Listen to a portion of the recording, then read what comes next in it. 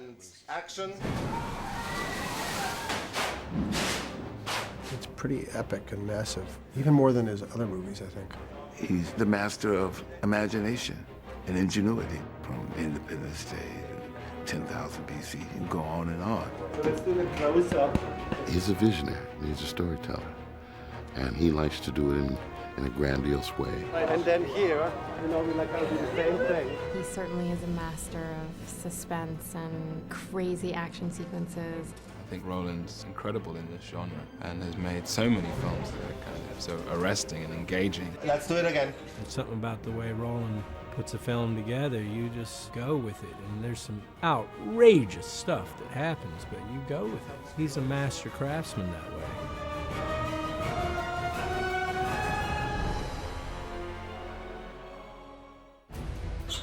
But he has the problem, the Tenzin is like really seriously injured.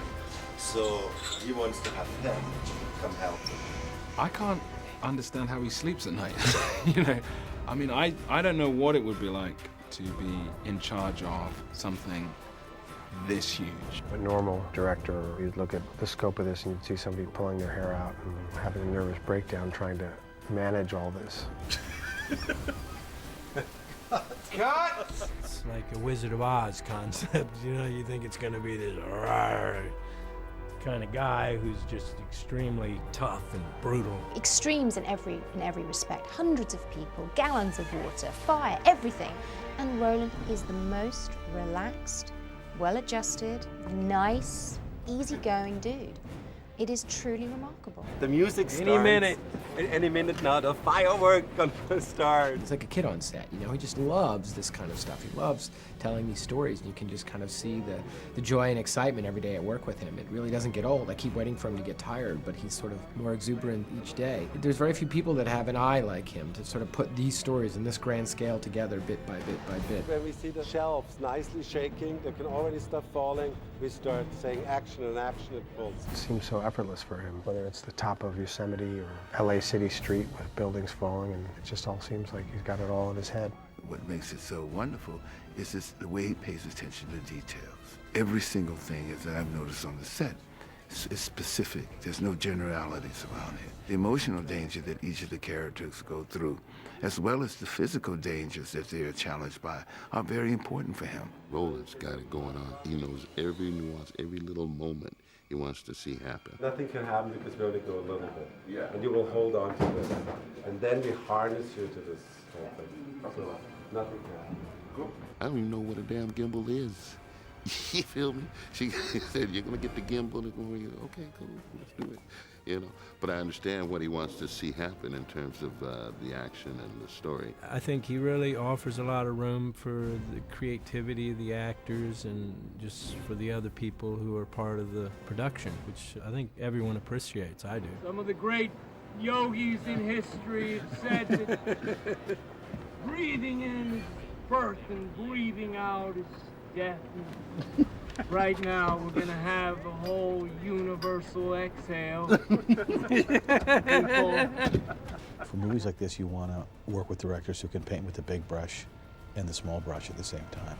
I knew that Roland could definitely paint with the big brush, but I've been much more impressed with his ability to kind of zero in on the details. For him, it's not just about blowing things up at all. He's very interested in the people and understands that it's the relationships that ultimately make these movies.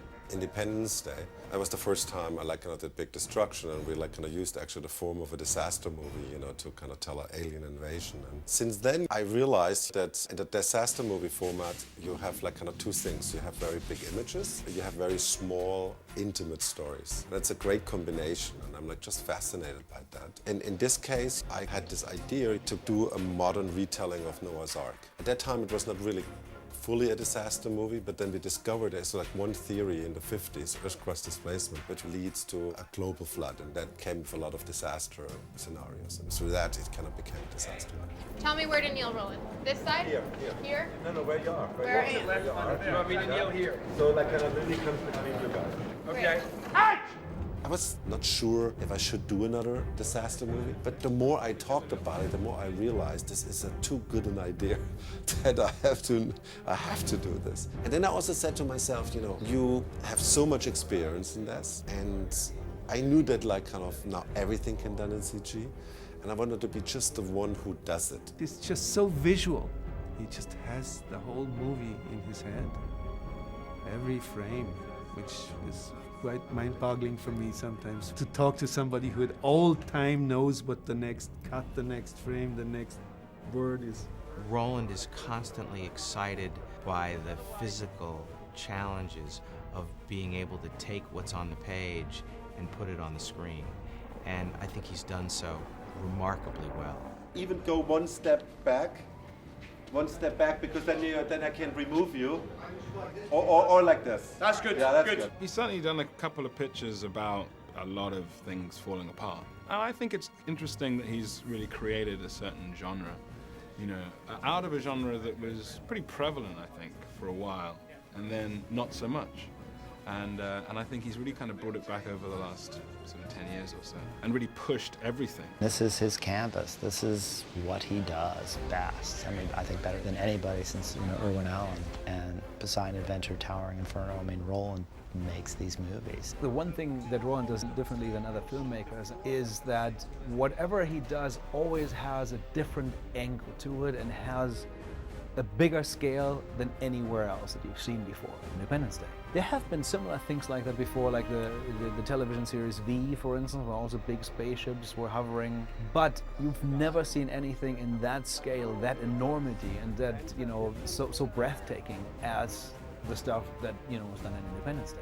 I think that when the big wave hit New York in The Day After Tomorrow, when the water came down Fifth Avenue, that was something that people had never seen before, and I think that's what's so spectacular about Roland is his imagination allows him to go to places which in some ways you would say, well, that could never happen, and maybe it could and maybe it couldn't. It doesn't matter. People want to be entertained. People want to be sort of blown out of their seats, and I think that nobody does that better than Roland. The energy that he has making his movies, and especially his disaster movies, stems from a passion for this since he's been a child and since he's picked up a Super 8 camera. There's a passion about that he had when he was, you know, 16, 17. And still to this day, I know it, I sit next to him when he's in his director's chair, you can see the sparkle in his eyes going like, I can't believe they let me do this. You feel dizzy, disoriented. Dizzy, disoriented.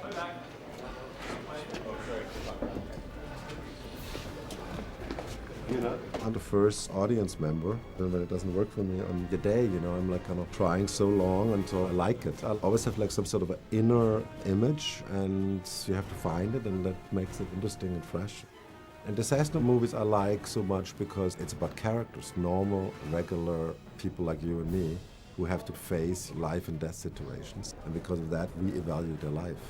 This genre is a lot of the weaving storylines, which then all at the end come together. He's interested in making movies that have some moral tale to them.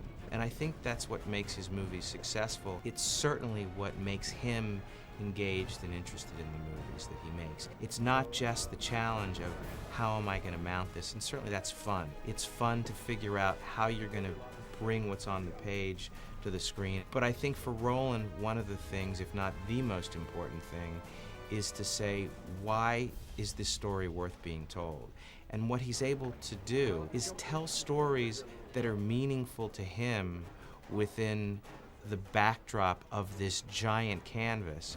It's a little bit naturally when you were successful with something, you know, you like kind of keep doing it because first of all, you like it. You know, and Hitchcock was the thriller guy, and Woody Allen is the walking through Manhattan with funny lines guy. It's just these things, they stick. But I did also The Patriot, and I have a lot of other movie ideas. Not one of my other projects right now is a disaster movie, because this will be it, trust me. And cut.